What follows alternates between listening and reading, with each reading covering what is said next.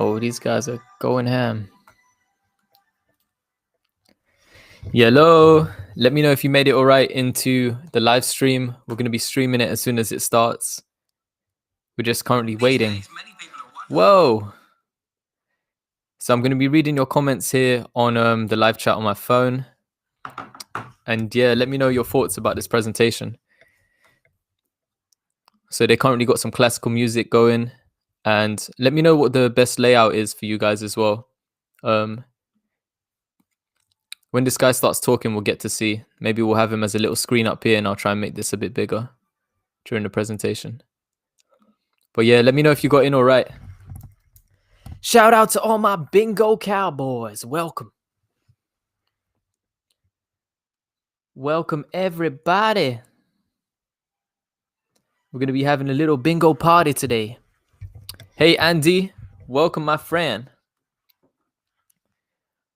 Welcome, everybody. Hello, Sadiq. Nice to see you guys. Sabreezy. Howdy. Daniel Wong. Howdy.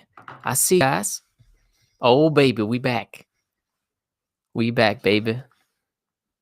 How's everyone's day been going? You been good? What's up, man? Baby. Hello, everybody. I see the Canadian flag there. How's everybody doing? So we're going to have Sven Bockland, the main man over here, the Vice President of Scientific Affairs, Bionano Genomics.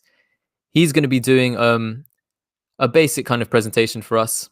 And over on the right, there's also resources. So I've downloaded these resources here. They're like 4-page documents, just giving like a brief overview of all their research. But yeah, I don't think this is going to be too complex because they said beginner's guide to optical mapping. Oh, you added bingo, baby. I see you. I see you, baby. Welcome. Welcome to the live. Good morning, Lauderdale by the Sea. Hey, man, I hope Simon's watching. I hope Joe Butler's watching. Oh, baby. Simon's going to learn, yeah? You say Simon's going to learn about bingo today. Bingo 101. Oh, man. Sadly, baby, I didn't have no more cash left. All my cash was in the market. Mr. Investor Lot is very aggressive in investing. So I actually spent loads of cash averaging up. I didn't get to buy that dip, man. Oh, no. But I know a lot of people who did, and they're very happy. Oh, the man of the hour. Hello, and welcome to this new broadcast hosted by Bionano Genomics entitled Beginner's Guide to Optical Genome Mapping, the Key to Structural Variation. Can you guys hear all right? I'm William O'Bannon with Bionano, and I am here to moderate and assist with Q&A at the conclusion of today's presentation. Now, if you are new to this webinar platform, please take a moment to notice that you can rearrange all of the open windows within this console to suit your preferred viewing arrangement on your screen. For instance, you can completely minimize or hide the Q&A or featured speaker windows, or expand or contract the live or slide windows to fit your unique viewable area, whether you are on desktop or mobile device. Before we begin, regarding the Q&A at the end, you may submit your questions, as many as you like, at any time during the presentation. There is no need to wait until the end. Don't see the Q&A box? At the bottom of the screen is a navigation module. One of the icons is a question mark, and you can click on that to maximize the Q&A window. If we do not get to your question before we run out of time, we will be able to follow up with you directly via email. Okay. Now, it is my great privilege to turn the virtual microphone over to our featured speaker, Dr. Sven Bockland.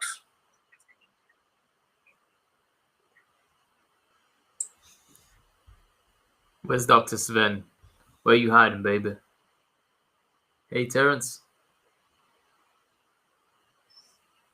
Hello, thank you for joining us.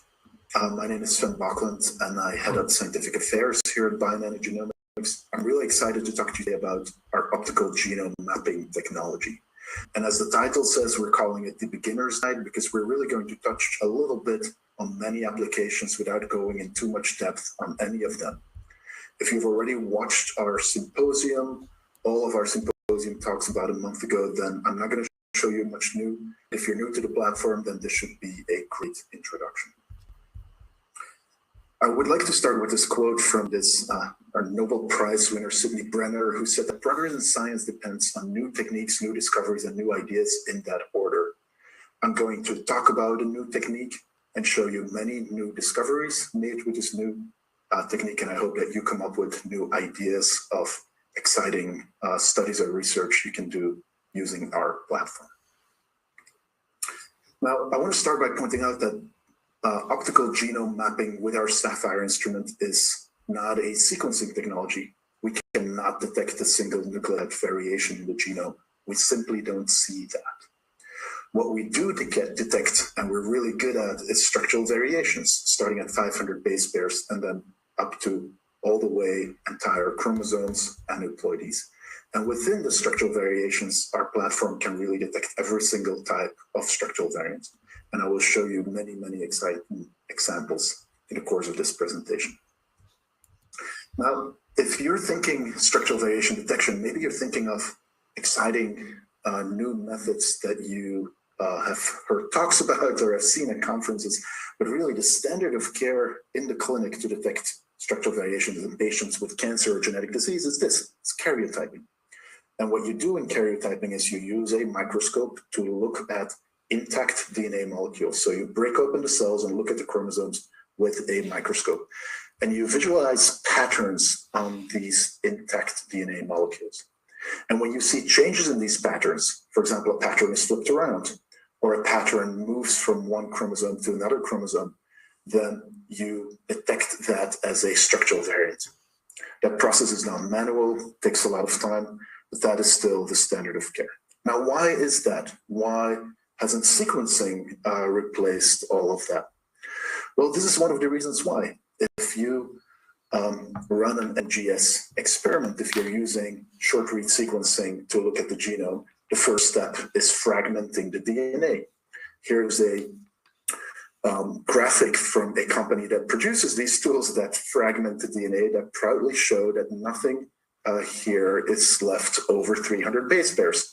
The entire genome, with its perfect, intact, beautiful structure, gets fragmented into tiny little bits that you then put on your sequencer and analyze. And then after you've destroyed that structure of the DNA, you try to piece all these little fragments of a couple hundred base pairs together, trying to figure out what the structure was before you destroyed it in the first place.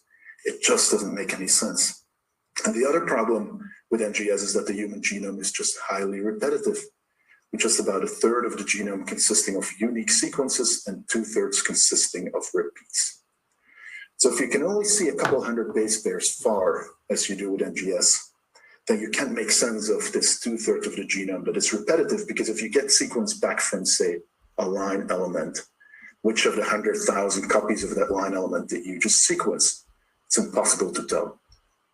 And maybe you think, well, I don't care about repetitive sequences. I only care about the genes.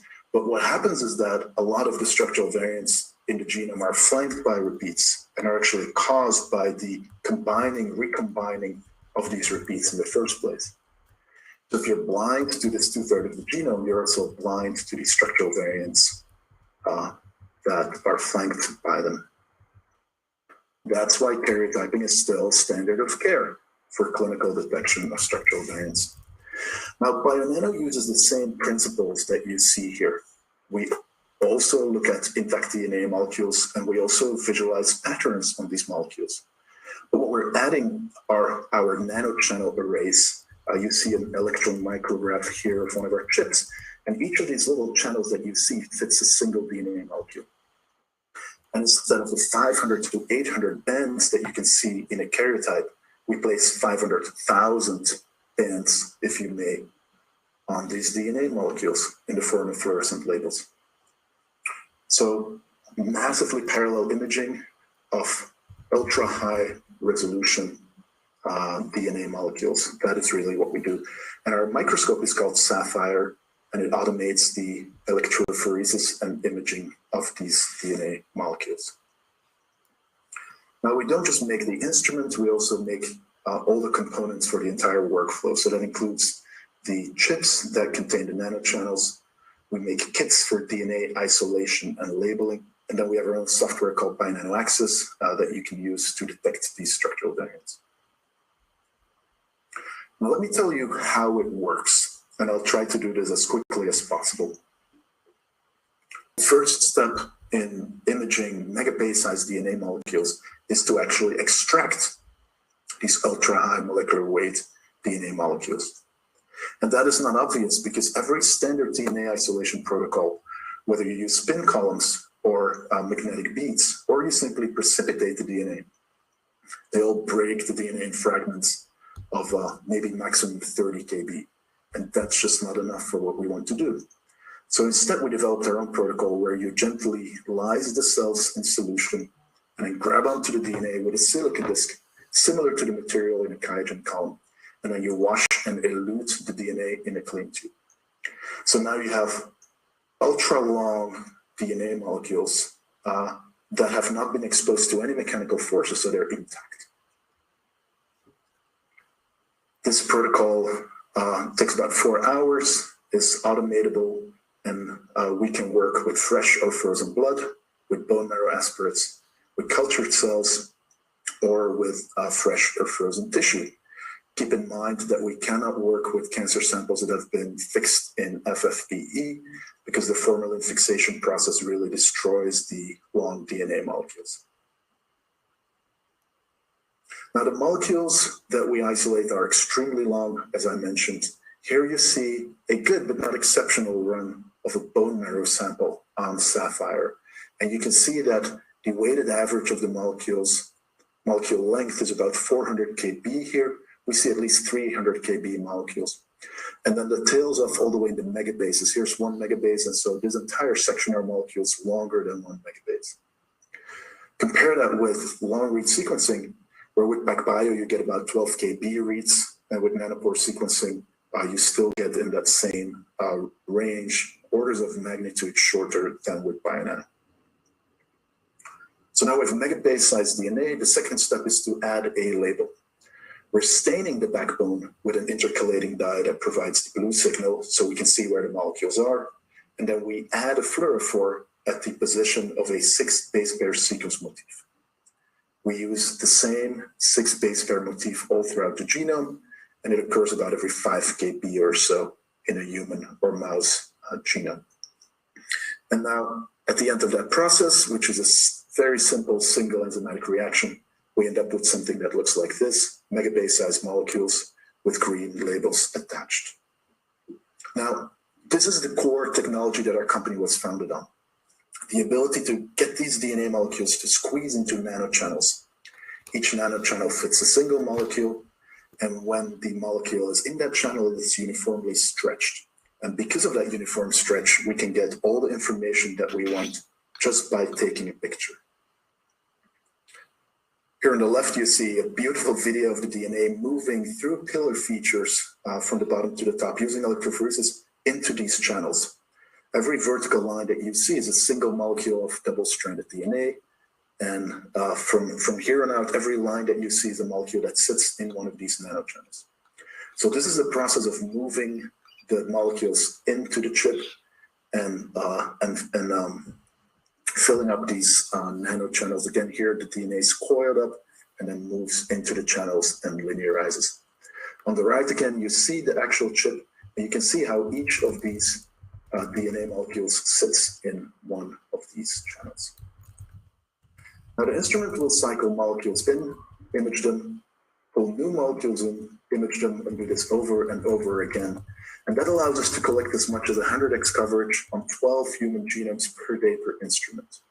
That is an enormous amount of data in a short amount of time. Now, if you need more data, say to analyze a cancer genome, then you can simply run that chip longer. It doesn't cost you any more in reagents if you have the instrument. You simply run it longer to collect as much as 400x on 3 samples per day per instrument. Or you can even continue and run 1600x coverage on 3 genomes. This costs just about $500 or so per sample. We can talk about that later. But at 1600x coverage for $500, that is just completely unheard of, an enormous amount of data. Now, once the instrument images these DNA molecules, we have a couple different workflows that we use for different applications. So what we can do here is, if you're looking at a genetic disease patient or say a cell line, a monoclonal cell line that you're studying, what we will do is we will extract the label patterns on each of these molecules and perform a complete de novo assembly of the genome. De novo assembly means that we pairwise align every molecule that we image with every molecule that we image and build these overlap graphs that you see here. And then out of the overlap graphs, we will calculate the average spacing between each of the labels and build this consensus genome map that represents the average spacing. And we call structural variants by comparing these patterns with the reference. So if the green block here is the reference genome, we know what the sequence is, and therefore we know the position of that sequence motif that we labeled. And now we simply align the map of your patient sample to that reference genome, and we look for differences. In this case here, you see a deletion of the reference. Now, using that same mechanism, we can detect all classes of structural variants. A deletion here is called to when the distance between labels, this label and that label, decreases by more than 500 base pairs. We call that automatically genome-wide as a deletion. When the spacing between two labels increases, we detect that as an insertion starting at 500 base pairs. Now, if there's more of a pattern that we recognize, then we can see that a certain pattern present in the reference aligns twice in the same map. We'll detect it as a duplication that can be direct or in tandem starting at 30 kb. An inversion is picked up when a pattern is flipped around, and then a translocation is detected when a de novo map in your sample aligns for half with one chromosome and half with another chromosome, or a different part of the same chromosome.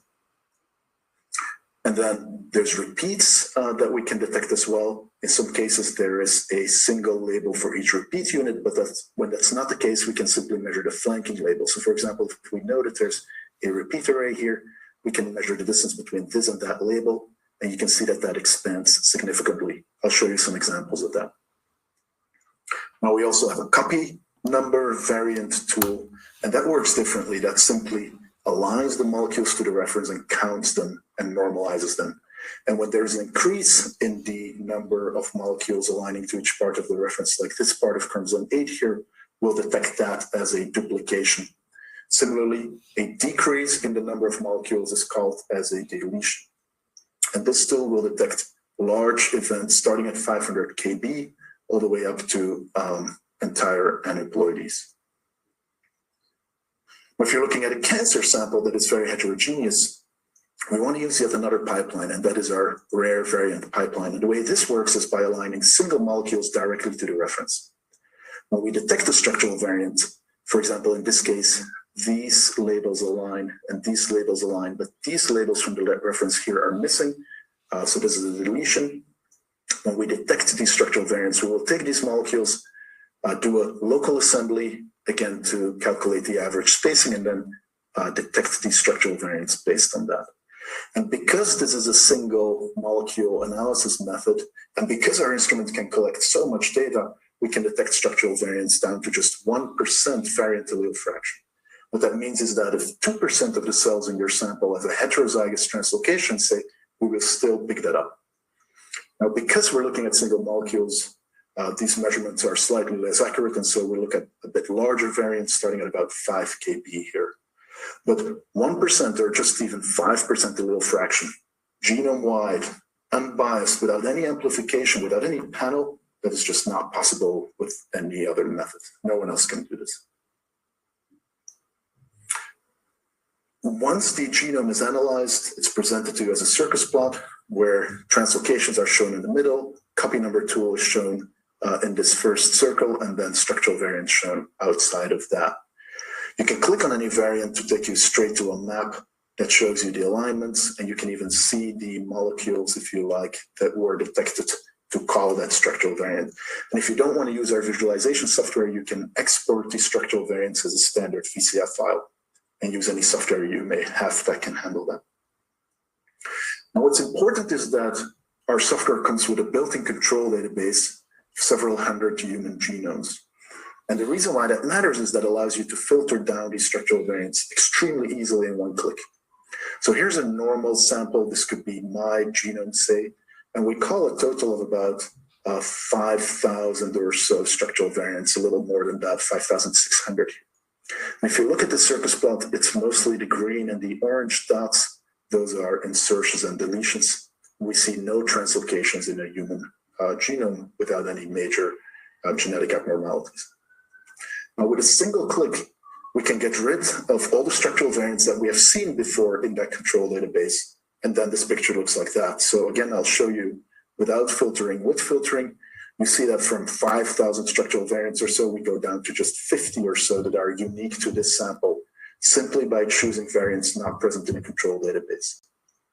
And we can use the same tool to take a cancer sample and get rid of normal population control variation to zoom in those somatic variants only. And I'll show you a paper that worked on that. Now, how does Bionano compare to other methods?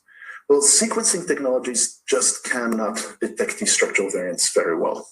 Short-read sequencing with Illumina has very poor performance for structural variants.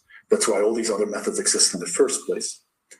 With long-read sequencing, typically you can pick up some structural variants, but the sensitivity is poorer than ours.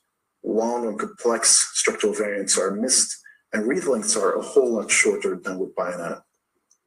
With nanopore sequencing, the SV detection has such low sensitivity, and you have so many false positives, so a low PPV as well, that it's just unusable for whole genome detection. And for all these long-read sequencing technologies, the output and throughput is just unusable for cancer, where you want to collect an enormous amount of coverage. So compare that with Bionano, our Sapphire instrument, where we image 300 kb molecules, where we can get 400 exome cancer samples and 3 samples per day per instrument. Extremely high positive predictive value, meaning that our structural variants that we detect are actually real. And as I mentioned, you can go as low as 1% variant allele fraction with 1600x, completely in a different league than sequencing-based technologies for SVs. So this is really the technical introduction that I wanted to show you today. From now on, I'm going to show you examples of discovery research, of cytogenomic studies. But many of the examples I show you were presented at our next generation cytogenomic symposium that we organized in January of this year, 2021. All of the presentations from that symposium are available on our website, and I'll show you at the end where to find them. But keep that in mind. Every example that I'll show you is just a tiny little bit of a flavor for a talk from our symposium that's on our website. Now, let me start with discovery research. The first case I want to show you is from a patient with congenital diaphragmatic hernia. It's a very severe congenital disorder where there's a hole in the diaphragm and the developing intestines push into the developing chest cavity and cause abnormalities of the lung and sometimes the heart. It's a very severe disease. And the team at Harvard Medical School has been using Bionano Sapphire instrument to look at these children and trying to find new candidate genes that can explain this disease. Now, in this particular case, a 2 megabase pair duplication was picked up by chromosomal microarray. But when we analyzed this with Sapphire, we saw 2 separate duplications. Now, when you look at the alignments here, you can see that this section of the reference genomes aligns here to the left, but also here to the right. And this section here aligns to the right, but is also in an inverted duplication in between these 2 copies. We should know exactly which genes are present and are potentially affected by this duplication. So an enormous amount more information than was available with the array, because we add order and orientation of these duplications to it. Dr. Francis Hai, who leads this study, is actually presenting a webinar March 24th of this year. You can find more information about this on our website, but please make sure to watch this because they have data now on over 100 patients and parents. So it'll be a really exciting presentation. Here's another example of how our optical genome mapping technology can find variants that are missed by other methods. In this case, because the gene is camouflaged. Camouflaged mean that it's invisible by NGS, and that typically happens when there are repeats involved or when the GC content is too high or too low. In this particular case, in this important Alzheimer gene, there is a variable repeat binding domain, meaning that some of these exons are replicated, and therefore the short read data cannot be aligned correctly. Bionano doesn't have that problem because of our long molecule, so we picked up this deletion in this region, which may be associated with Alzheimer's disease. This is a study from Mark Ebert at Mayo Clinic, and there's a great webinar by him on our website as well. And another study from Mark Ebert was on ALS.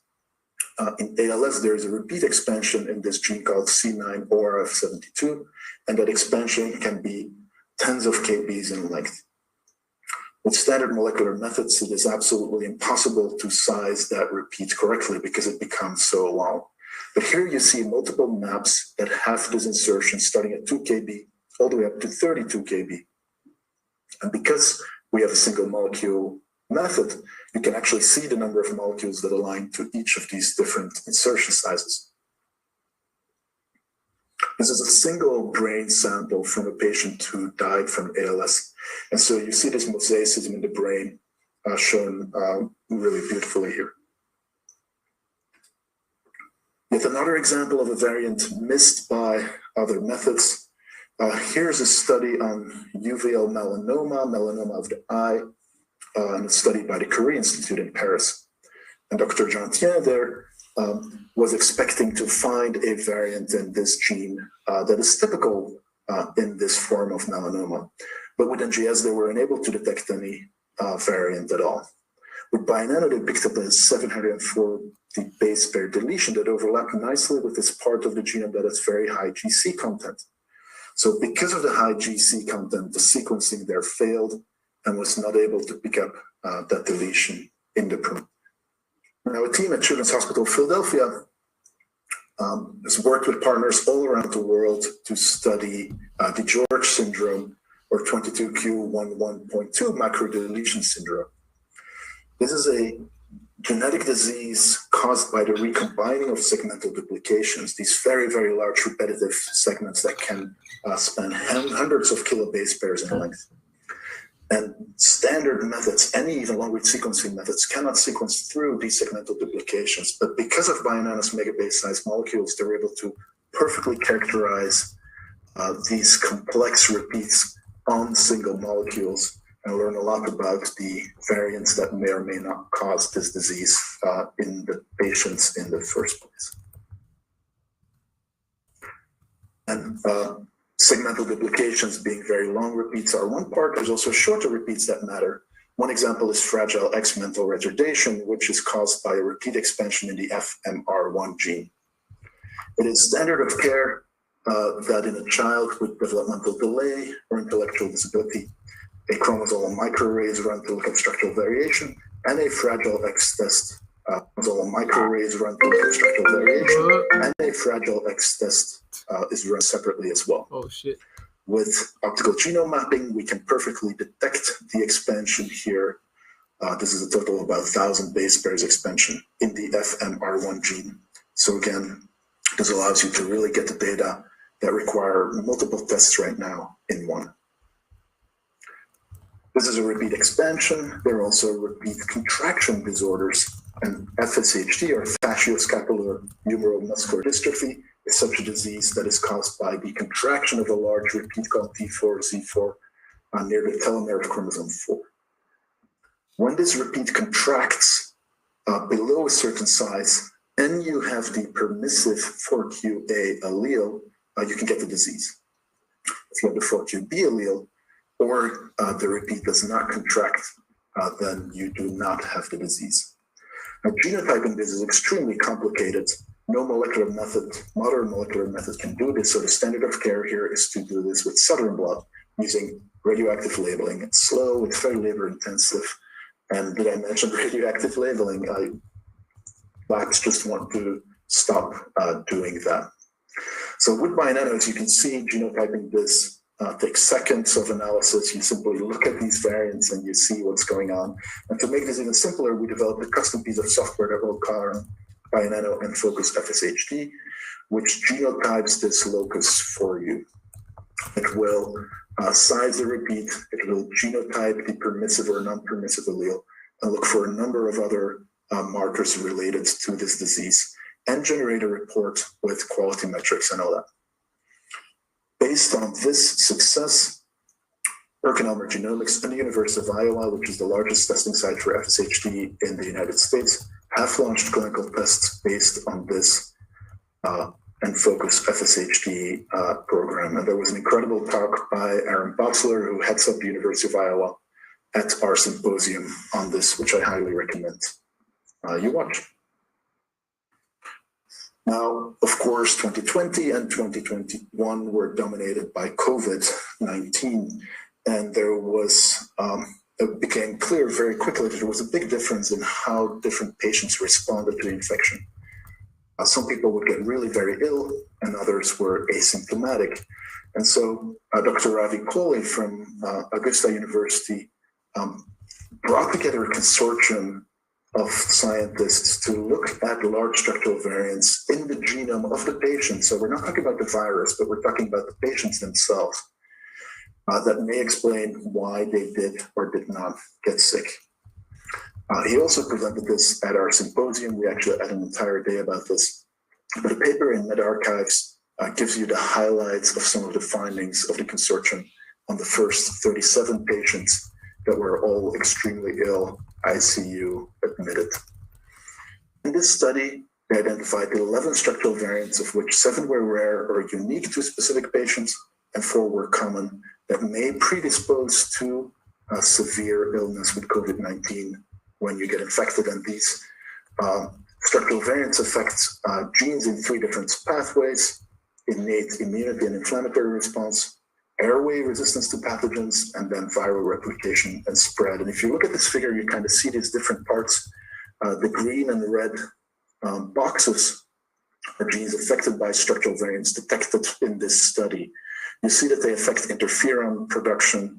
You see that they affect cell-to-cell viral transmission, and also T-cell activation and viral replication. Let me show you a few examples. Here's a case of a duplication that was detected, and you see how beautiful these maps here show this duplication affecting one of these genes involved in cell-to-cell viral transmission. Here's an inversion that affects a gene involved in the mucosal function and is important in allowing the entry of that virus into the lungs cells.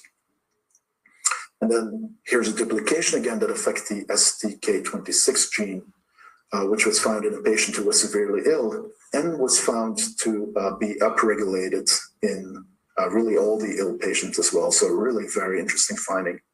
So it's just incredible to see that even the most widely studied disease of the last year still has a lot of secrets that can be resolved with our optical genome mapping platform. Now, I'm a big fan of this study led by a team at UCSF because they studied patients, children, with a variety of rare genetic disorders. And what's interesting here was that these children were already tested with the standard of care in the clinic, which is typically chromosomal microarray and whole exome sequencing. They were negative for both of these tests. So now in this study, they analyzed the entire genome. They used 10x Genomics linked reads, which is now discontinued, to look for single base pair changes, and then optical mapping with Sapphire to look for structural variants. And they were able to increase the diagnosis of these undiagnosed patients in 40% of the cases, and in many more, there were strong candidates. And when you distinguish between those variants detected by each method, we found that 18% of these additional diagnoses came from Bionano alone. So what's important to realize is, as I'll show you in this section of cytogenomics, is that Bionano already can detect structural variants that are picked up by array. So these 18% are on top of what array already could detect. So Bionano could really do both of those. Just incredible results. And I'll show you two examples here that Dr. Pui Kwok presented in a webinar, again on our website. And here's a case of a family where a duplication was detected in this girl, a 32 kb duplication, and this type of event was missed by array because it's too small, and NGS can just not piece these together typically. And then in another family, in a child with neuroblastoma and developmental delay, a de novo translocation was detected where Bionano perfectly identified the reciprocal translocations. Now let's switch from genetic disease to cancer. We have a lot of examples of discovery research in cancer as well. And this study just came out by a team led by Jim Broach, who heads up personalized medicine at Penn State University in Hershey. And his team looked at a large number of different solid tumors with optical genome mapping. And we had a lot of data already on leukemias, heme malignancies, but not so much data on solid tumor. And this study clearly showed that high quality structural variation data was collected very easily on this wide variety of tumors from ovary, lung, liver, kidney, colon to breast and brain and bladder. And importantly, what they found is that using this control database that I've shown you earlier, you can simply get rid of the population variants and only show the somatic variants that are specifically to that tumor very efficiently.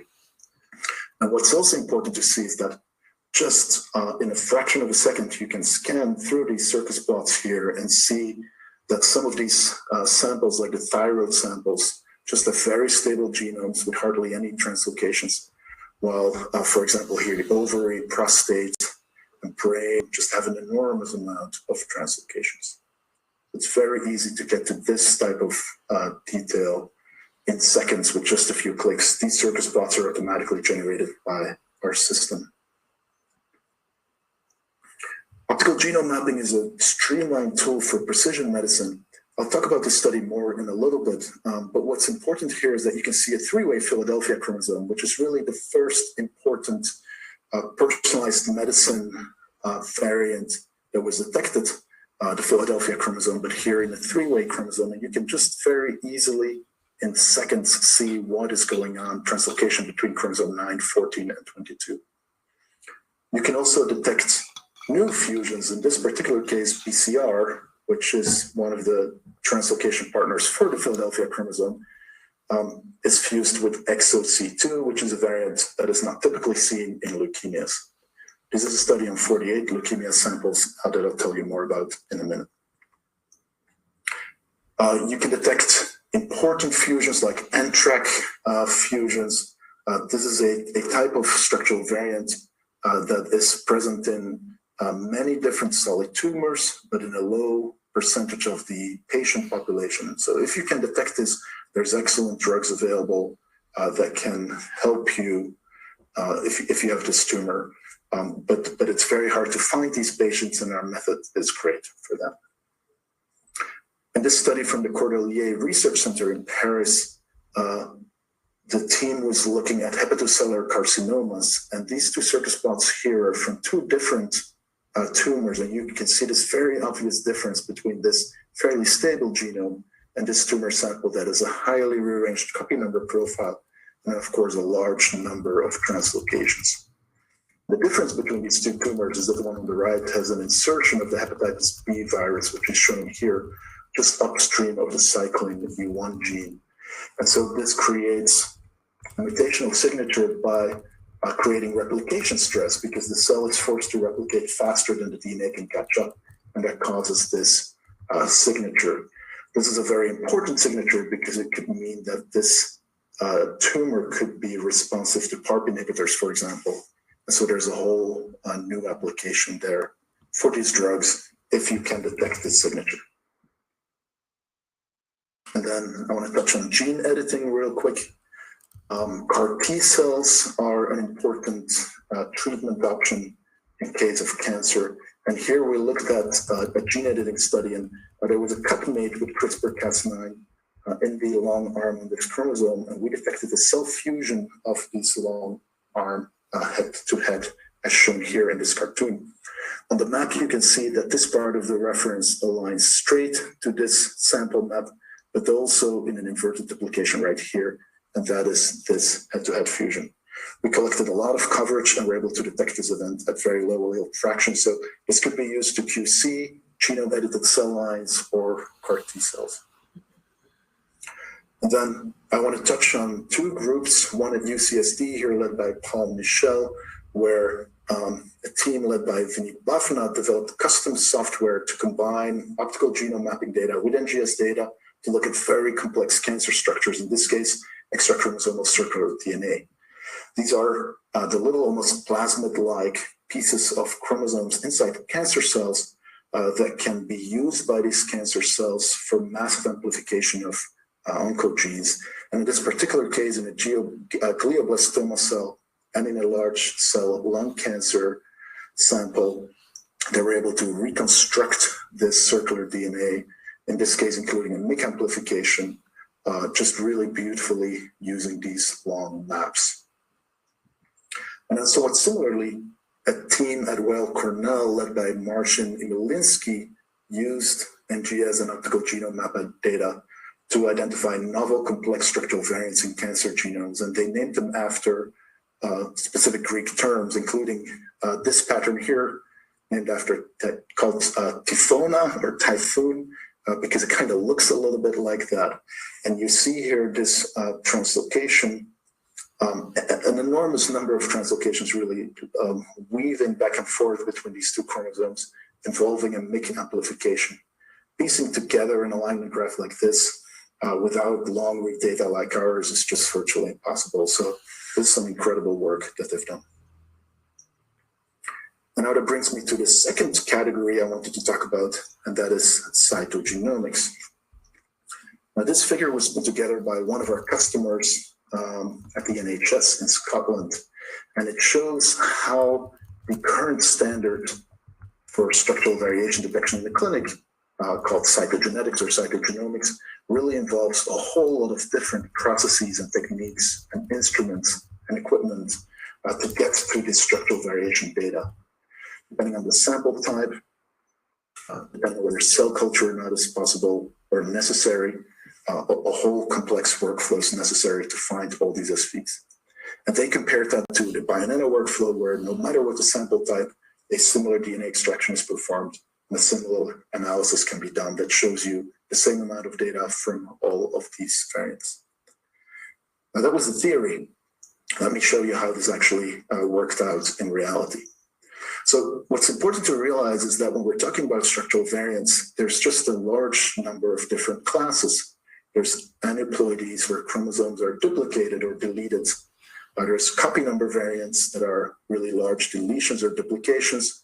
Then there's the more standard structural variants of the different types, repeat expansions, repeat contractions, and Sapphire Bionano optical genome mapping is able to detect all of them. The only variants that we miss right now is loss of heterozygosity, but we're working on that for a future software release. And of course, single nucleotide variants, which we just do not detect. But the mere fact that all of these different classes of structural variants are able to be detected with a single technology is just unheard of. Now, I want to show you a couple different studies where optical genome mapping was compared against the standard of care.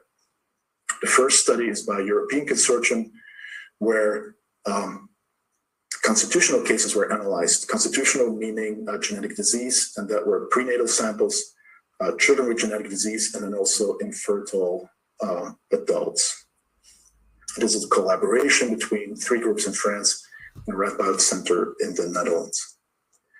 And what they found was 100% concordance with the standard of care methods, and that is karyotyping, fish sometimes, and chromosomal microarray.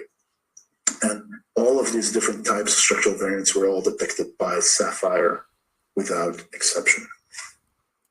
At Augusta University, Dr. Ravi Kohli is developing an LDT for prenatal testing as well, using optical genome mapping. LDT means laboratory developed test, and that is really a clinical test available to patients.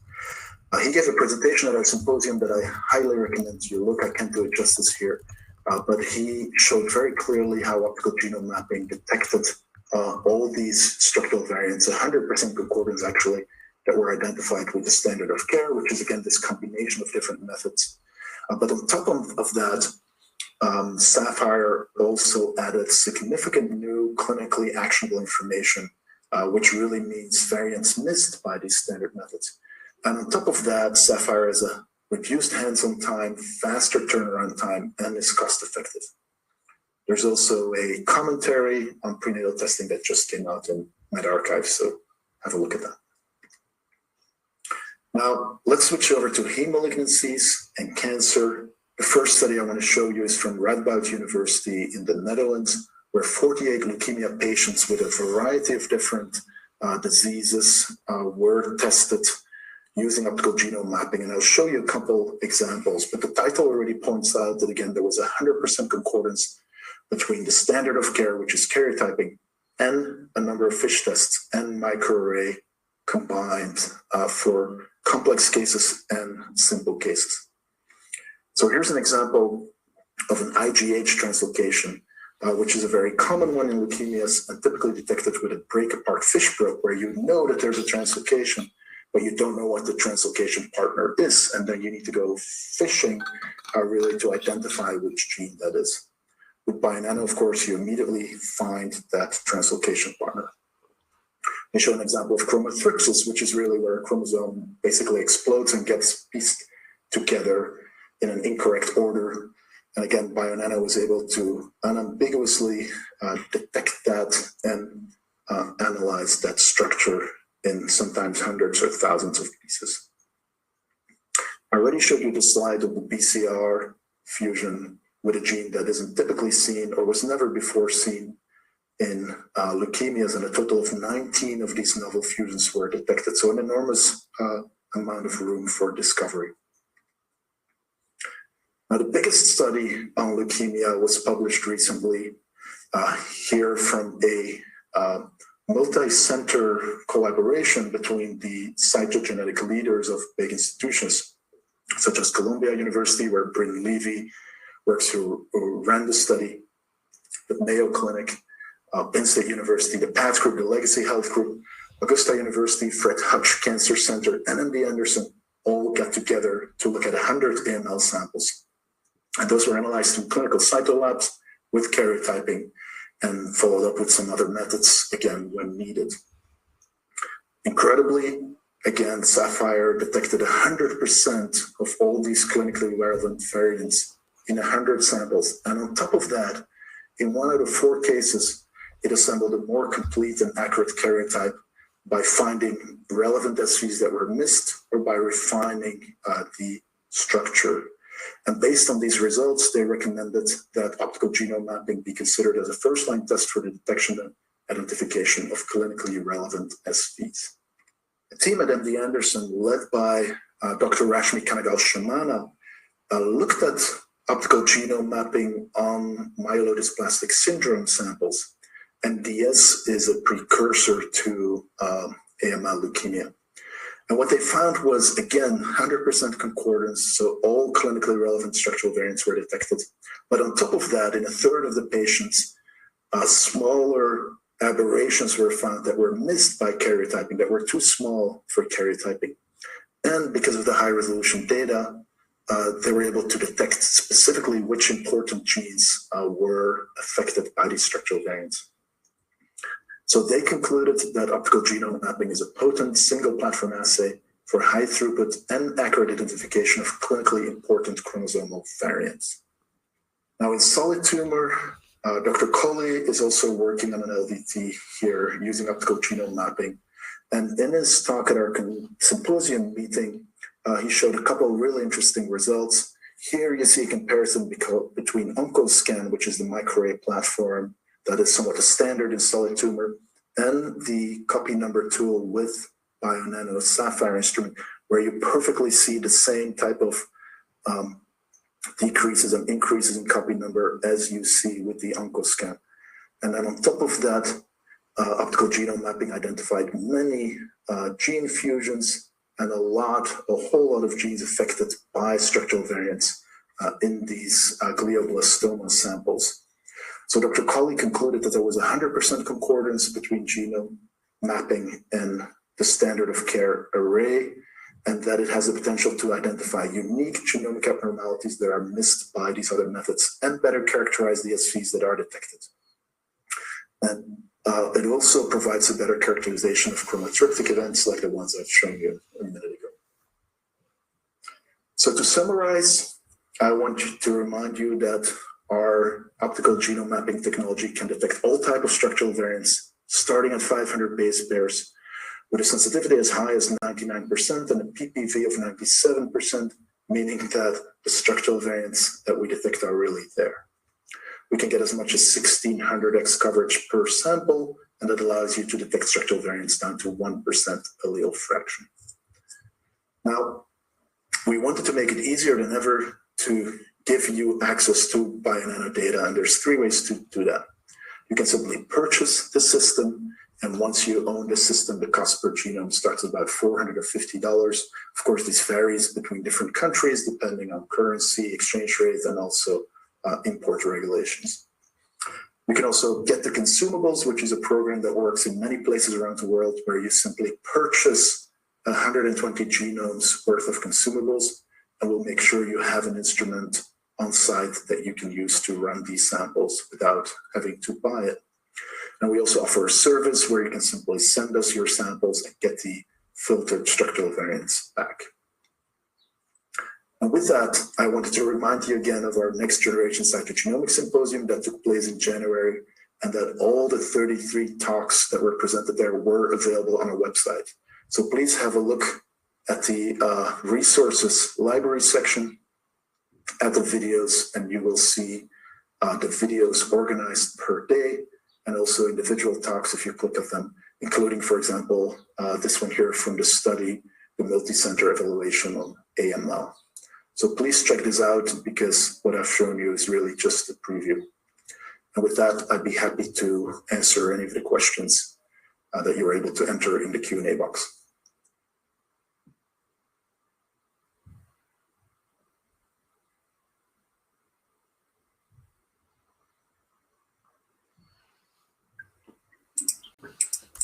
Let's see these Q&A, baby.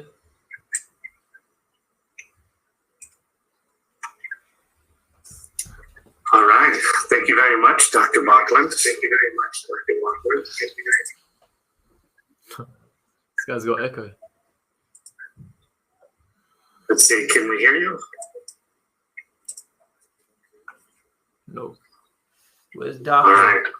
Well, you covered a lot of ground today. A good percentage of our questions coming in surround species, our reference genome, and plant genome assembly. Do you mind touching on those a little bit more in greater detail? We can't hear him, bro.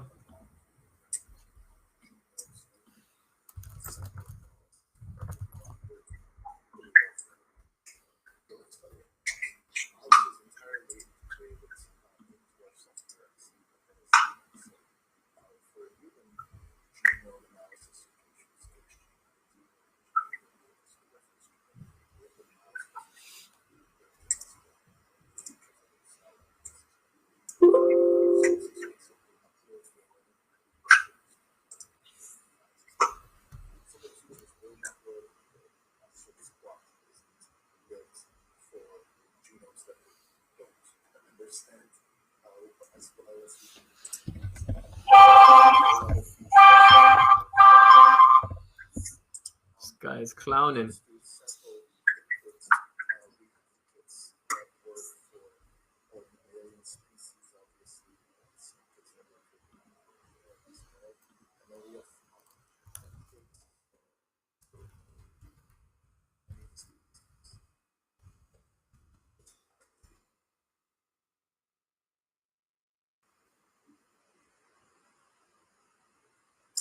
Right, Sven, I seem to have lost my audio. Can you see the Q&A box at the bottom of the screen?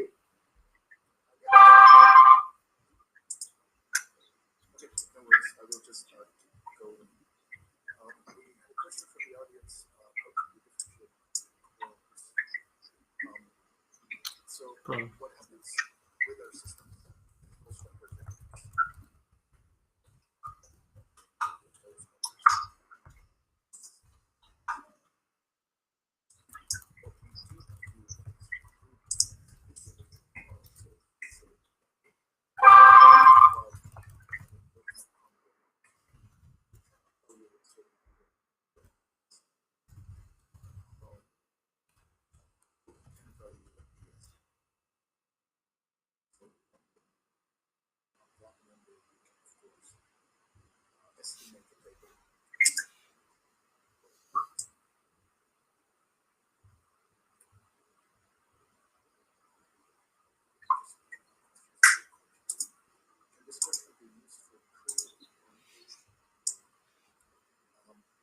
Looking for CM3 single communication structure. That's a great question. The answer is yes, because of course the communication frequently we do prove that push testing is typically so a study in China is going on with actually this commercial study and then possibly long range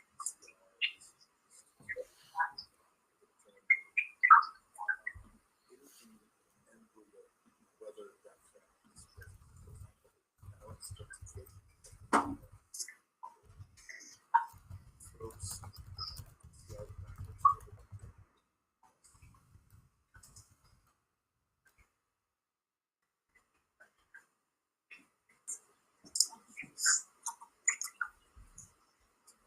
Oh my gosh, these guys are clowning us.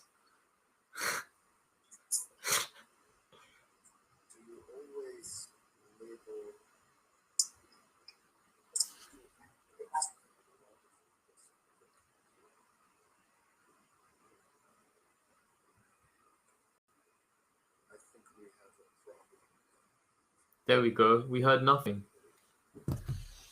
We heard nothing.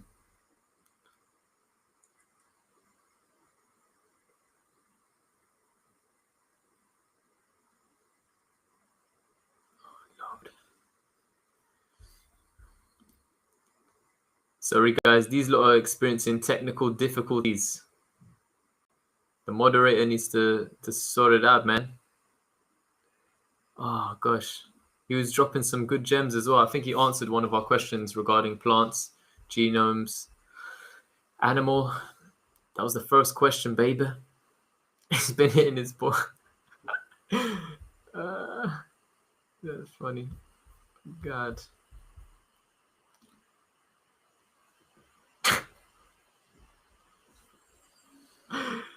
Oh, Lord. Literally nothing on their side. Still, we're waiting. Come on, man. Holding out, though. There were some really good questions. Great questions by you guys. Oh, back in the room. Turn off your mic. Hello, Sven, can you hear me? I still am unable to hear you.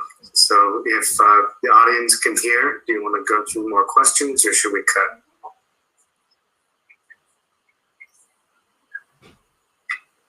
All right. I'm hoping that all of our participants can hear me. I apologize for the technical gremlins that seem to have crept into our webinar, but we have a lot of great questions that came in, and we will take the time to jump in and respond to you directly via email. So once again, thank you for your time this morning. We're really excited about the technology and hope you are too. Have a wonderful day. You let us down, man. Brother, you need to learn how to control your PC. Oh, you don't know how to turn off the stream either. Oh, brother. It was all good. It was all good until the video and audio quality. That's poor, man. At the end, it's poor. Ease of use, yes. Content relevance, good. We like the presenter. Just audio issues at the end of the stream. Really we missed out on all of Sven's answers. Damn, man, such a shame. We had some really good questions in there, you know, guys. Oh Lord, the audio was zero. Audio was zero. I don't even think we can give them a 0 on that. So we had to give them a 1 star, baby. We had to give them a 1 star. Where's my answers? That's exactly what I'm saying, Daniel. I said, where's my answers? Yeah, it's a shame though, guys. But hopefully, if they hit me up in an email, I'll try and put it all together just in a quick video. It'll probably only be like a 2-minute video or something. Yeah, you know what? They could have even have typed it to us. You know, they could have even have typed it to us. They should have had a chat box where they can just answer questions. Because on some of the other streams, like with Nano Dimension, they literally were replying to me in the chat bot if they could. If not, they direct me to investor relations. But oh goodness, man, that's what we want. We want some things. Thank you, brother. Thank you very much, man. But yeah, if I do get them in an email, I'll just whack them all together. But I was so excited to finally get Sven talking because he's really good the way he puts information across. Oh baby, sticky. I love it. I love it, vibes. Thank you very much, guys. Thank you for all tuning into this. I've got so much work to do in terms of putting together some bingo videos. So hopefully I can get that out to you guys soon. Oh my God, Jack Spencer just said, let's talk about Workhorse, baby. Yeah, I've got a Workhorse video coming out as well. But yeah, definitely going to cover Nano Dimension and Bingo. There's so much for me to cover still. I've literally written like so many different points. But yeah, guys, how did you find that today? It was all right, innit? It wasn't too bad. It's just we had all the great questions and the audio issue at the end messed us up. Thank you, brother. Thank you, brother. And we're above 11. Come on. Let's go, Bionano Genomic Cowboys. Oh, man, I'm excited. But yeah, for the future of this stock, man, I'm just holding long and strong. I'm going to hold this stock for like 5 years at least. I'm holding it long. And by that time as well, with all the kind of funding and interest in genomics from around the world, I wonder where we're going to be. We had some great questions in there. People were asking about, you know, revenues of Lineagen as well. Yeah, it was all good. Yeah, Andy. Andy was saying that he's actually a really good presenter. Sven, you were saying that Sven was a good presenter right before the before any of this actually happened. You were saying that there was a great video on a Bionano official channel. I might go and watch that actually and check it out. So juicy, baby. So juicy. Yeah, it was perfect. Sven was killing it. I was so excited. The guy talks with passion and charisma. He was going to deliver to us. But yeah, it's tough. Thank you all. Thank you so much, man. Thank you for all joining. I really appreciate you guys. Appreciate you lot. Okay, isn't there a genomics conference going on from now until Friday? Which conference is that?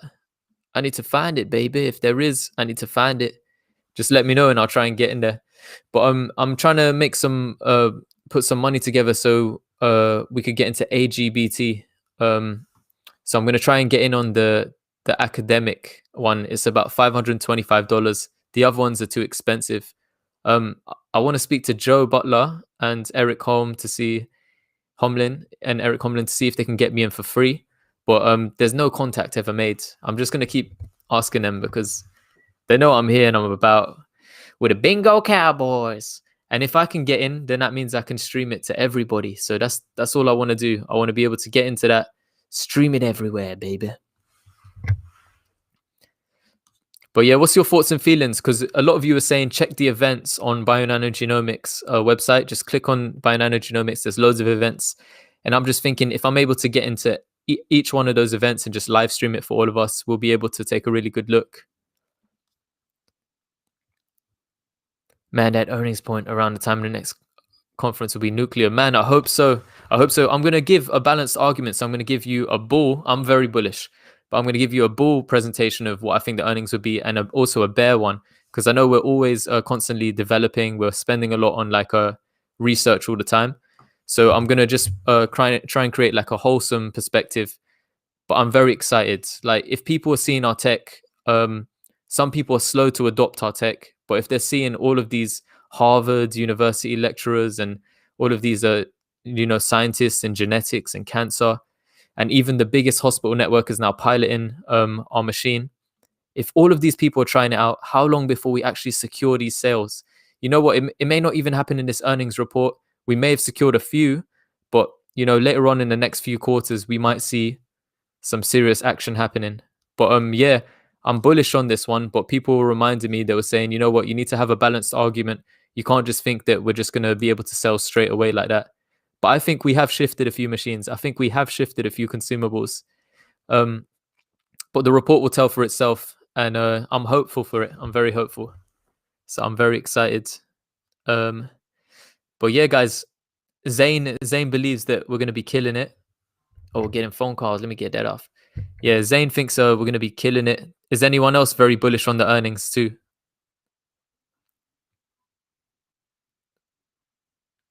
Oh, Miko, did you just arrive? It was just a presentation, but we had loads of questions that we were trying to get answered about revenue and lots of exciting stuff surrounding agrigenomics and also animals. But yeah, there wasn't much things that were new. It's just them helping explaining and breaking it down for us. But yeah, you can watch it through. Watch through the presentation. You'll see all of the questions. I don't know if you can see the live chat on the side. There was loads of great questions that we were delivering to them. It's just a shame they had audio issues at the end, so they couldn't answer our questions. I don't know, man. I don't know about this guy Simon. I don't know.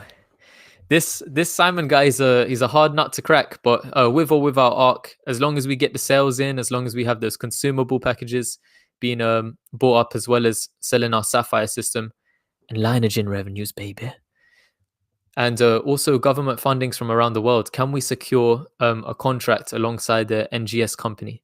Can we do it? And there's also some other stuff coming out about our patents, nano nozzle. So will we become a jack of all trades? Are we focusing solely on optical genomic mapping? If we are, I've been looking at all the spaces that we're used in, and I was trying to calculate, how much can we actually earn from each space? Can we earn a lot of money from rare disease, developmental delay, autism, that kind of stuff? Can we be used for prenatal screening? Can we be used, leukemia, obviously? So I was thinking, how much money can we actually make in this industry? That's what I want to know. Oh, baby. Let's get in there. Oh, somebody told me about BNGO Discord before, but I can't remember who sent it to me. I needed to join it and take a little looky. When is the earning report date? They said sometime in March, but I saw the algorithmic one of NASDAQ said it's on the 9th of March. And then another website said it may be on the 18th or 19th, something like that of March. It's sometime in March, Javier. I can't say like the exact date yet. Oh, yeah. Yeah, man. Last night in it, I saw them buying up. Who else did they buy? They bought CMLF. They were buying loads of these different companies that have plays in genomics. Yeah, baby. If anybody donates, man, I'll be super grateful because I really want to get into there. I want to get like $525 together, so at least I can get in, and boom, as soon as I get in, we live streaming, baby. We in there as an academic on an academic ticket, and we in there. How much money do you have raised for the next bingo event so far? So far, it's hundreds. It's just over $100. It's in pounds. Let's see in the PayPal account. So yeah, it was wicked, man. Everybody sending me bits and pieces here and there. I'm super grateful because all of it is just going to help us reach it. So we need to get it before March the 1st. Oh, somebody diamond hands. Thank you, brother. Thank you for sending it, Daniel. Oh yeah, we've got £91 now. So we've got £91 in here. I'm going to cover up the people who are sending it, but can you guys see? We got £91 now. £91.89. So I think it's just over $100. It might be like 110, 105 or something like that. But yeah, if we get to 525, we're in there like swimwear, baby. When ARC adds, it will free X. Oh, baby. You know what? This is why I want to keep buying. I want to keep buying and averaging down. If I get these dip days, like, I just wish I had cash on hand, because I would have had a little bit of ooh. When I first found Bionano Genomics, it was round about the $2 range. Oh no, it was at $2 or just under $2. But when I decided to buy, I think it was $2.40. That's when I first bought it, and I didn't have much cash on hand then, but I bought in and I held it until about $4, $4.80. And my friend sold at $5 something, but I didn't know the value of what they can actually bring to the market and how life-changing their technology is. So I was just like, I bought at $2.40, sold at $4.83, and I was just like, oh my gosh. When I done my research, oh, Jackie, baby, oh my God. Thank you so much, man. Jack Liz, thank you. I appreciate you. I just got this through. Thank you so much. Oh, bro, thank you, man. It's going to help us. Oh my goodness. Thank you so much, Jack. But yeah, when I first found Bingo, I didn't know how valuable the actual technology is. And I didn't see also all the other kind of markets they were in and everything expanding. One of the questions I wanted to shoot to them today was, I heard I'm invested in VGAC as well. I thought they were going to merge with a space company. But instead of merging with a space company, they merged with a genomics company, 23andMe. And so this rose up, and then now it's come crashing down. But I'm still holding. I heard ARK Invest say that they're using old tech. So I'm thinking, why don't we hit up Joe Butler and ask Joe Butler, you know what, can you get a synergistic partnership with 23andMe if they want to use the tech for optical genome mapping and using it for, or even some sort of synergistic partnership where we can work with them and be able to get consumable money, like lease out the machine to them and let them do their thing. So yeah, oh bro, yeehaw, baby. So I think there's so many different avenues where we can earn money. We just need to get one sale. We need to get in the door with certain institutions, governments, and also a next generation sequencing company. There's also a lot of speculation surrounding acquisitions. So when people are talking about Illumina and stuff like that, I want to address some very interesting facts and the history and past of Illumina. So there's some talks on the card there. It's all speculation at the moment, but people are piecing together the pie and they were throwing it towards me. So people giving me all of these ideas, I was just like, oh, baby, could this actually happen for us? So yeah. Oh, you, sir, have got a better average than me. So I had it at $2. I sold at $4.80, and then I bought back in, and then I ended up averaging up. So my average is about $10.50 or something like that at the moment. But yeah. So what's all your averages here? I know some people are in at less than $1. Some people got some serious cash, baby. There was my good guy. There's a guy who's told me that he put $5,000 in. I think it was under $1. $5,000 in, under $1. But he's made in total, I think it was $136,000. When Bingo hit 15, he was in a profit of $136,000 with BNGO. So, oh, baby.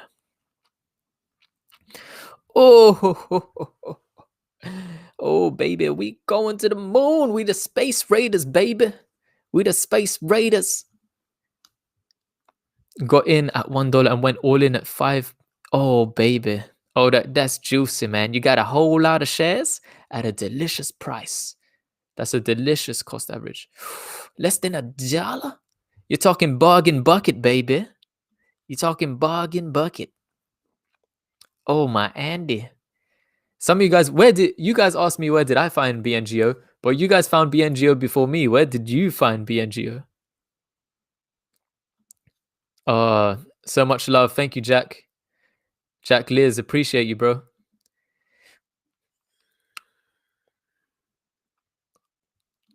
ARK Invest. Oops. Let's show this. ARK Invest, PacBio is old legacy equipment. Bingo needs to be in their #1 slot. Oh, baby. did you see today for structural variations? There's certain, when they were talking about certain things like structural variations and cancer, and they were just comparing all the equipment from different companies. It just shows you that, you know, cancer is a disease that affects millions of people. And yeah, if we could be a part of the diagnosis slice, oh my gosh. And even the other thing, when he was talking about precision medicine, come on now. Like, that's what 23andMe is hoping to also get together. They want to do, you know, collect all of this genomic data and be able to sell it to pharmaceutical companies or sell it also to insurance companies. That's what I think it's going to go down the line. I'm not 100% sure, but I think that's what's going to be happening. Oh, baby. Thank you so much. Oh, thank you, guys. I appreciate you all, man. Oh, you guys literally, you make my day every single day. I just want to continue to do this. Oh, baby. We're going to get into that festival, you know. We're going to get in, baby.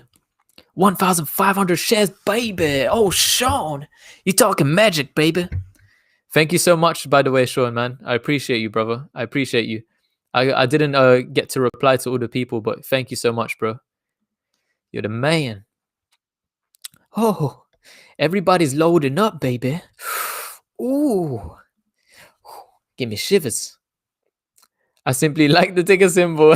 Bingo! It's like the grannies. It's like the grannies at bingo, innit? Bingo! You joker. You joker. You know what? Sometimes we had to, you know. Sometimes you have to take a step back and you have to look at the stock and you have to try and learn as much about the industry as possible. Like, I didn't know anything about genomics before this, and I've been trying to speak to researchers. I actually spoke to one of them. Oh, amazing person. Really broke it down for me. It was amazing. Oh my gosh, Shawnee.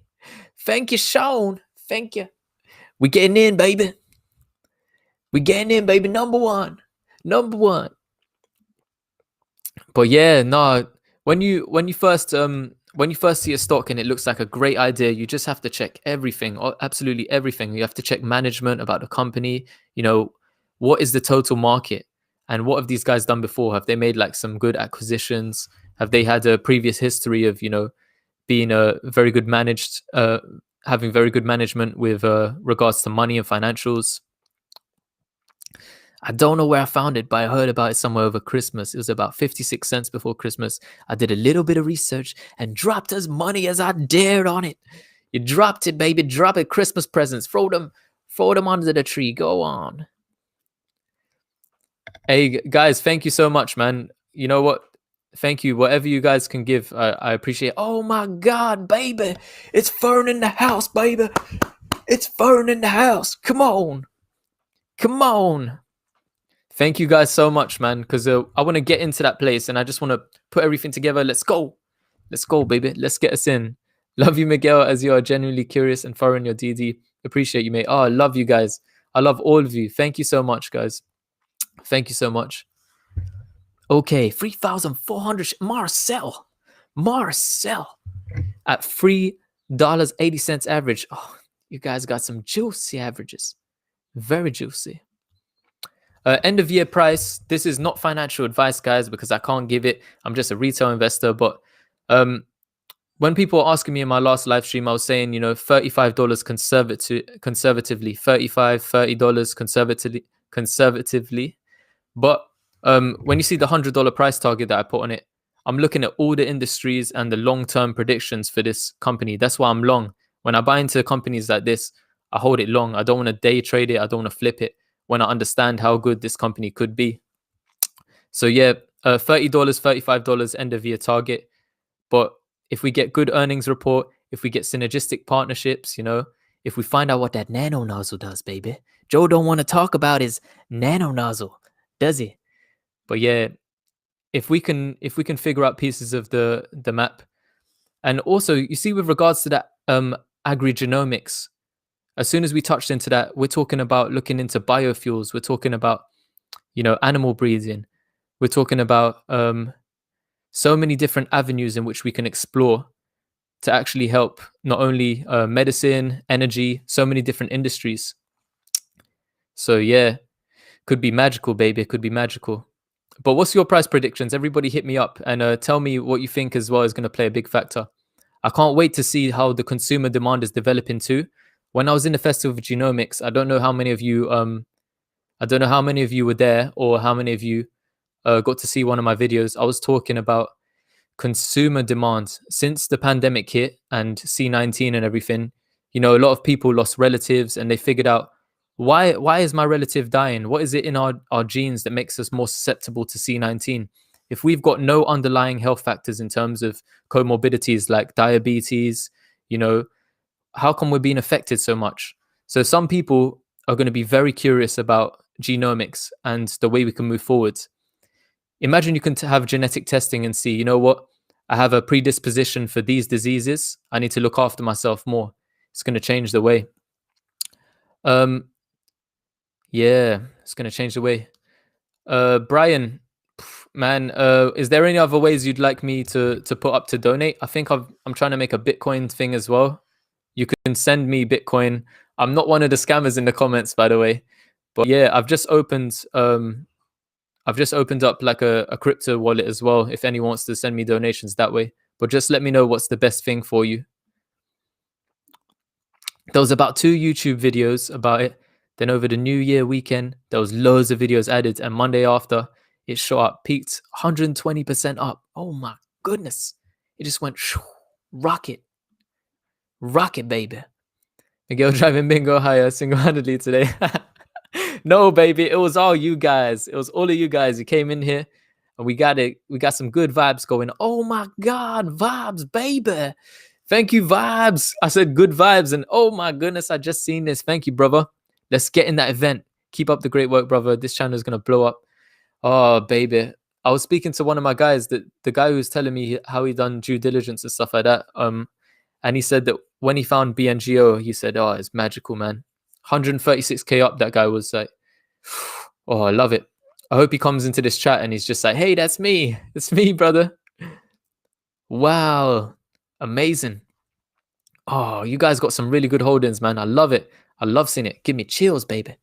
Here we go. Price target 35 to 45. Yes. Yes. Very fair. Oh, Cash App. Okay, in the next one, I'll try and set up Cash App so it'll be easier for everybody to donate via that way. So yeah, I'll get my Cash App up and running. I was gonna download it, but I wasn't sure if we had it in England or not. Cash App. I'll get Venmo as well. I'll get Cash App and Venmo. Let me write that down. Cash App and Venmo. If bingo reaches $100, can we donate for you to get a bingo tattoo or cowboy? You know what? I'll do it, but just don't tell my mama, because she's gonna spank me. Yeah, I'll do it. I'll get a little cowboy riding the Sapphire. I'll get a cowboy riding the Sapphire machine, but I'll have to get it somewhere like on my leg near my ankles or something. Baby. Oh, man, we're gonna get into that AGBT festival. We need to. We can do it, man. Oh, thank you so much, brother. I just got a PayPal one. Thank you, Jay Yang. I appreciate you, man. Thank you so much for sending the donation. Yeah. CLSK. Is this the they've got Bitcoin Clean Spark, right? They've got the Bitcoin mining company they acquired. Is it them? And they've also got energy storage. I'm not sure if it's them. It might be JT. Hey, Vasily G, love your videos. Do you think bingo could be more than Pack B? I'm not sure. I'm not sure about being worth more than Pack B, but I know that there's several genomic companies and the industry is growing and so much money is being pumped into this industry. So I definitely think we can be the gold standard. One researcher was telling us we can be gold standard for certain disease. But in terms of being worth more than Pack B, ARK Invest thinks that Pack B is going to be able to make the most money long term. That's why they've still got it, even though they're trimming down their position. But I still think that Bingo's, we've got a piece of the pie already. And we can might be able to take other pieces of the pie if we have the right synergistic partnerships, or if we also go into other areas. So imagine if we make some cake, if we make some delicious money, instead of paying out dividends and that kind of stuff, why don't we acquire a next generation sequencing company? Or what if we are acquired by a next generation sequencing company? We could get, some of that slice of the pie, because Illumina has contracts everywhere. everywhere. I've been looking at FLGT as well, Fulgent. Shout out to what's his name? Man, like Greg. Greg is the one who told me about that. But yeah, ooh, juicy, baby. I see you, baby. Oh, you got it, baby. You got it. Appreciate the videos, man. I always hit like and share to Facebook. Oh, you make my day, man. It really helps the algorithm. Wherever you share this video, wherever you pass it on to, every time you hit the like, it really helps the algorithm. So thank you so much, Rocket Trades. Yeah. Okay, $11.56. Currently holding the bag. But I believe, don't worry, I believe too, man. I'm holding the bag too because how much is it now? I don't even know. Is bingo above this yet? Because we ain't holding the bag for long, baby. Our bag is worth gold. Ooh. I see you. Way undervalued than the other miners. Yeah, I think I watched My Financial Friend and he was talking about COSK and I was like, oh, baby. Baby, undervalued. Right in the sapphire. Yeehaw. If I get it, I'll look like the Wall Street's bets guys. Did you see them? Everyone got diamond hands and stuff like that tattooed on them. Diamond hand. Yo, man, I found you from Richard Allen and you've reassured my conviction in my DD. Been in since 2 with 200 shares. That's sick, bro. You've been in early days. I appreciate what you've done. This company is what it's about. Oh, man, I believe in bingo so much. And I want to see how the story unfolds down the line. So I'm really excited to see, what the rest of the year has for us. We've been at so many like symposiums, Festival of Genomics. There's a lot of stuff that's come through. And, oh, baby. Randy, I love you. Thank you so much, brother. I've just seen it. Thank you so much, brother. Thank you. I'm going to try and get into there. We just need to raise enough money. That's it. We'll be in there like swimwear, baby. Yeah. So FLGT is a company I was looking at as well. I think they've got they've got like a wide array of different ways to make money in terms of testing. So they had like test kits for C19 and loads of other stuff. So I want to take a good look at them because someone told me about them and it was interesting. Fulgent something. Fulgent Genetics. But yeah, thank you so much, bro, for coming over. And I love Richard, man. Richard's a cool guy. He's a really cool guy. Honestly, proper genuine guy. Oh man, magic, baby. Make that cash moolah. Smash the like button, baby. Smash it. Oh my goodness, thank you so much, baby. Yeah, I hope it's worth it too, man. Half a bingo share. But I think I was speaking to what's it called? I was speaking to Joe Butler. I was messaging him actually. I wasn't speaking to him. The guy that only answers me when we talk about alcohol or something like that. He's a funny guy. But yeah, I think he has to be careful with speaking to YouTubers like us, always Bionano Genomics and that. Because there's certain stuff they don't want to share about their company because they don't want competitors to come in.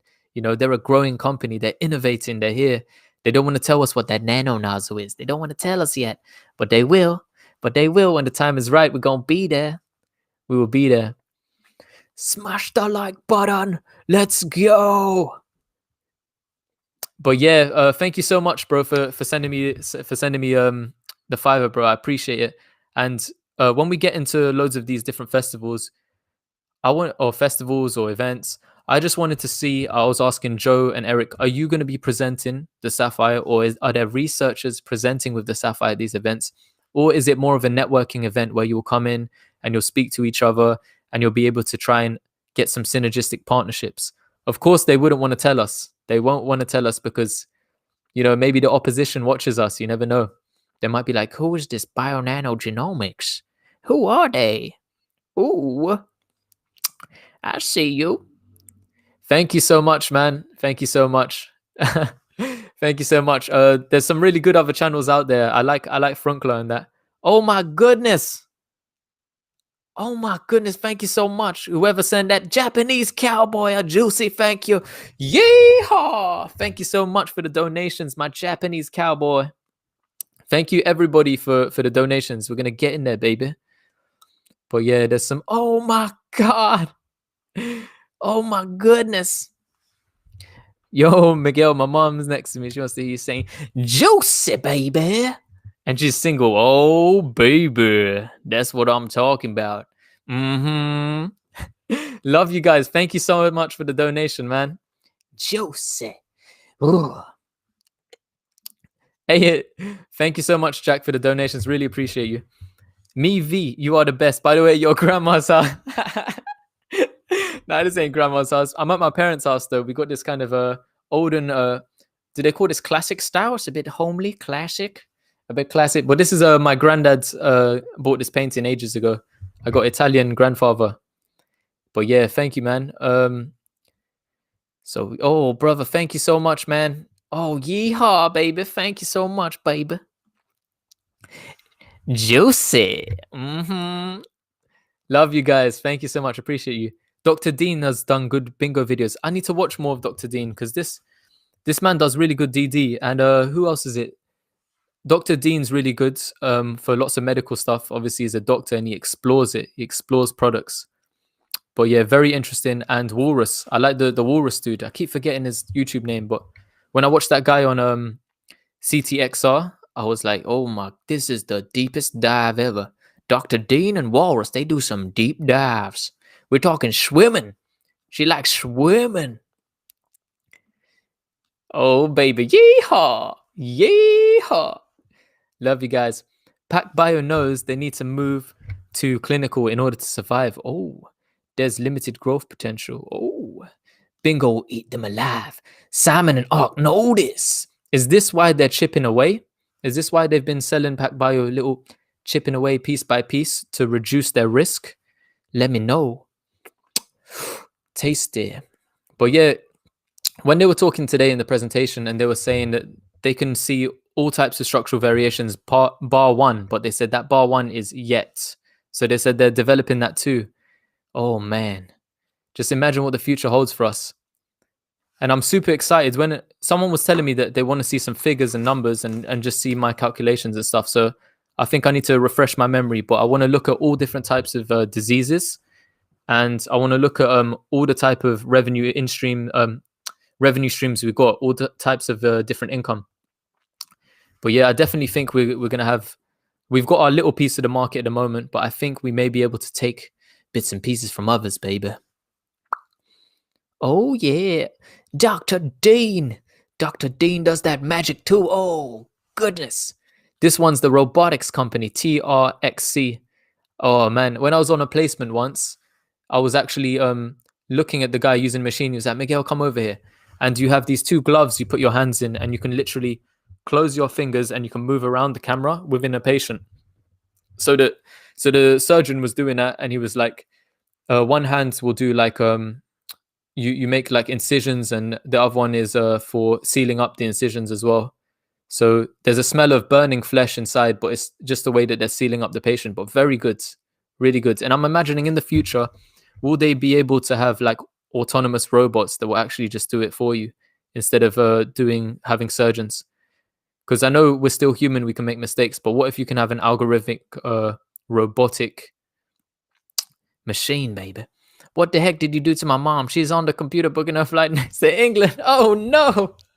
Oh baby, we in London. Go to Heathrow, London. I'll pick you up. Oh baby. All right, guys, thank you so much, man. I'm gonna go get something to eat. I'm gonna get some hydration, and then I'm gonna get back to bingo, baby. I need to do some bingo, nano dimension as well. I've got all that whole load of work to do, baby. So I want to sign and deliver to you. Also, I finished a workhorse video. My brother's just in the shower, and then after he finishes in the shower, he's going to be editing videos, baby. But yeah, thank you guys so much for watching the stream. And yeah, thank you so much for the donations. I really appreciate it. We're going to get into that festival. We just need to get to the amount and boom, we're in there straight away, baby. And also, if there's any excess, because maybe, I don't know, maybe some other people will send more cash on top from Reddit or stuff like that. But if there's any more excess, I'll try and pay for the next event too. Because I think the next event requires either a membership, or if you don't have that membership, you have to pay slightly more. And we're not going to get the membership. So we'll just pay slightly more and get into it and then live stream that too. That one's a cancer research one, I think. Oh my God, Kenny, bingo, baby. Bingo, baby. Oh, Thank you, Ken. Appreciate you, man. We're getting closer and closer. We're nearly there, baby. We're nearly there. But yeah, if there's any leftovers from any donations I'm sent, we're going straight into the next one as well. So I'll pay for this one and the next one as well. And then we'll be able to live stream it and it'll just be sick. Everyone could just enjoy. Because instead of us all paying like $500 each or $695 each, why don't just one of us get in and then stream it for everybody? Just don't tell them, man. Don't be snitching. Don't be snitching around here. We're cowboys. Hey, CJ. Much love, CJ. Much love. Brian, what if they come out with the juiciest earnings ever and then they're just like, oh no, these guys making money. We got to jump.